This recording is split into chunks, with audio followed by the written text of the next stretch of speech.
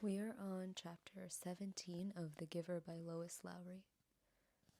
Today is declared an unscheduled holiday. Jonas, his parents, and Lily all turned in surprise and looked at the wall speaker from which the announcement had come. It happened so rarely and was such a treat for the entire community when it did. Adults were exempted from the day's work, children from school and training and volunteer hours. The substitute laborers, who would be given a different holiday, took over all the necessary tasks, nurturing, food delivery, and care of the old, and the community was free. Jonas cheered and put his homework folder down. He had been about to leave for school. School was less important to him now, and before much more time passed, his formal schooling would end. But still, for 12s, though they had begun their adult training, there were the endless lists of rules to be memorized and the newest technology to be mastered. He wished his parents, sister, and Gabe a happy day and rode down the bicycle path looking for Asher. He had not taken the pills now for 4 weeks.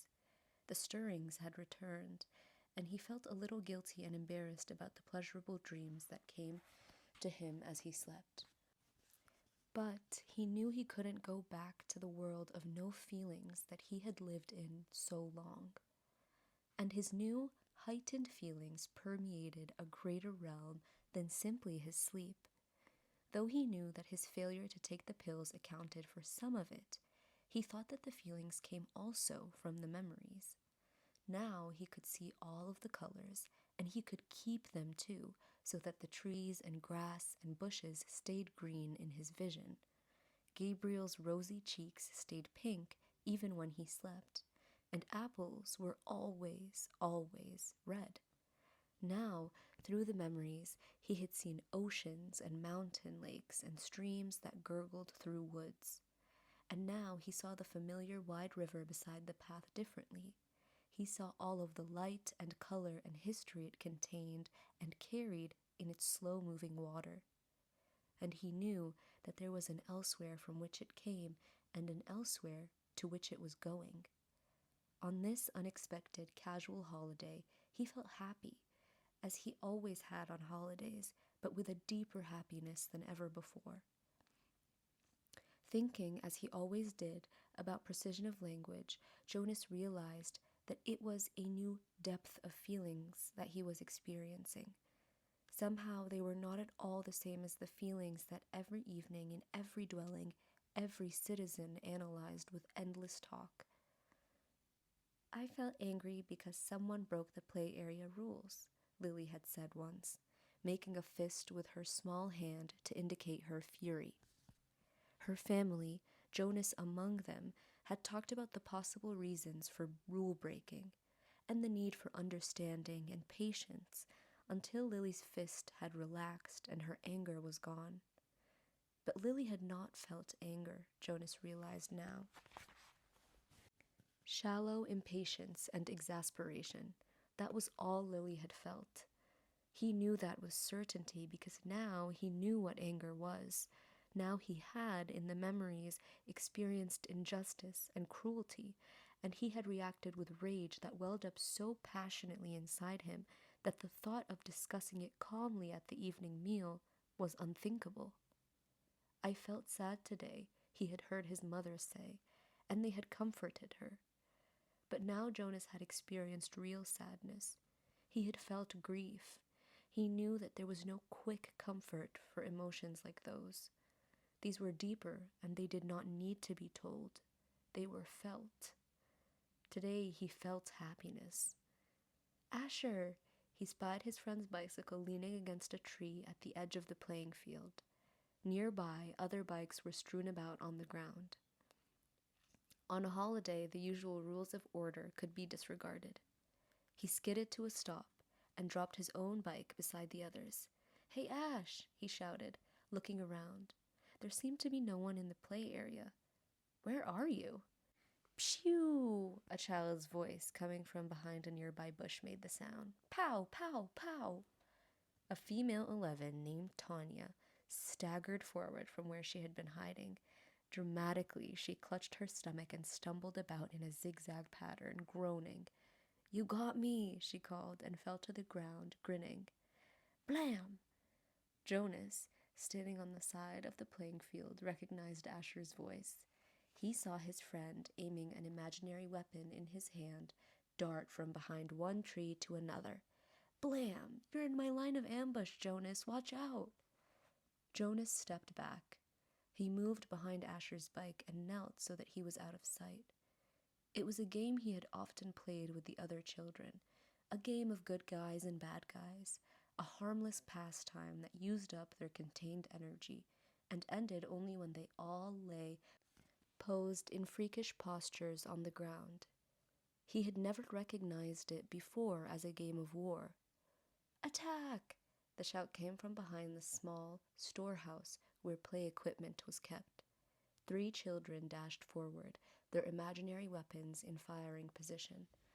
From the opposite side of the field came an opposing shout. Counterattack! From their hiding places, a horde of children, Jonas recognized Fiona in the group, emerged, running in a crouched position, firing across the field. Several of them stopped, grabbed their own shoulders and chests with exaggerated gestures, and pretended to be hit. They dropped to the ground and lay suppressing giggles. Feelings surged within Jonas. He found himself walking forward into the field. You're hit, Jonas! Asher yelled from behind the tree. Pow! You're hit again! Jonas stood alone in the center of the field. Several of the children raised their heads and looked at him uneasily. The attacking armies slowed, emerged from their crouched positions, and watched to see what he was doing. In his mind, Jonas saw again the face of the boy who had lain dying on a field and had begged him for water. He had a sudden, choking feeling, as if it were difficult to breathe. One of the children raised an imaginary rifle and made an attempt to destroy him with a firing noise. Phew! Then they were all silent, standing awkwardly, and the only sound was the sound of Jonas's shuddering breaths. He was struggling not to cry. Gradually, when nothing happened, nothing changed, the children looked at each other nervously and went away. He heard the sounds as they righted their bicycles and began to ride down the path that led from the field. Only Asher and Fiona remained. What's wrong, Jonas? It was only a game, Fiona said. You ruined it, Asher said in an irritated voice. Don't play it anymore, Jonas pleaded. I'm the one who's training for assistant recreation director, Asher pointed out angrily. Games aren't your area of expertise, Jonas corrected him automatically. Whatever, you can't say what we play, even if you are going to be the new receiver. Asher looked warily at him. I apologize for not paying you the respect you deserve, he mumbled. Asher, Jonas said. He was trying to speak carefully and with kindness, to say exactly what he wanted to say. You had no way of knowing this. I didn't know it myself until recently, but it's a cruel game. In the past, I said I apologize, Jonas. Jonas sighed. It was no use. Of course Asher couldn't understand. I accept your apology, Asher, he said wearily. Do you want to go for a ride along the river, Jonas? Fiona asked, biting her lip with nervousness. Jonas looked at her. She was so lovely. For a fleeting instant, he thought that he would like nothing better than to ride peacefully along the river path, laughing and talking with his gentle female friend. But he knew that such times had been taken from him now. He shook his head. After a moment, his 2 friends turned and went to their bikes. He watched as they rode away. Jonas trudged to the bench aside the storehouse and sat down, overwhelmed with feelings of loss. His childhood, his friendships, his carefree sense of security. All of these things seemed to be slipping away.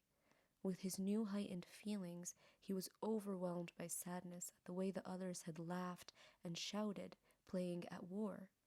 But he knew that they could not understand why without the memories. He felt such love for Asher and for Fiona, but they could not feel it back without the memories, and he could not give them those. Jonas knew with certainty that he could change nothing. But in their dwelling that evening, Lily chattered merrily about the wonderful holiday she had had, playing with her friends, having her midday meal out of doors, and, she confessed, sneaking a very short try on her father's bicycle. I can't wait till I get my very own bicycle next month. Father's is too big for me. I fell, she explained matter-of-factly. Good thing Gabe wasn't in the child seat. A very good thing, Mother agreed, frowning at the idea of it. Gabriel waved his arms at the mention of himself. He had begun to walk just the week before. The first steps of a new child were always the occasion for celebration at the nurturing center, Father said, but also for the introduction of a discipline wand. Now, Father brought the slender instrument home with him each night in case Gabriel misbehaved. But he was a happy and easygoing toddler. Now he moved unsteadily across the room, laughing. "Gay," he chirped. "Gay." It was the way he said his own name. Jonas brightened. It had been a depressing day for him, after such a bright start. But he set his glum thoughts aside. He thought about starting to teach Lily to ride so that she could speed off proudly after her ceremony of 9, which would be coming soon. It was hard to believe that it was almost December again, that almost a year had passed since he had become a 12. He smiled as he watched the new child plant one small foot carefully before the other, grinning with glee at his own steps as he tried them out. "I want to get to sleep early tonight," Father said. "Tomorrow's a busy day for me. The twins are being born tomorrow, and the test results show that they're identical."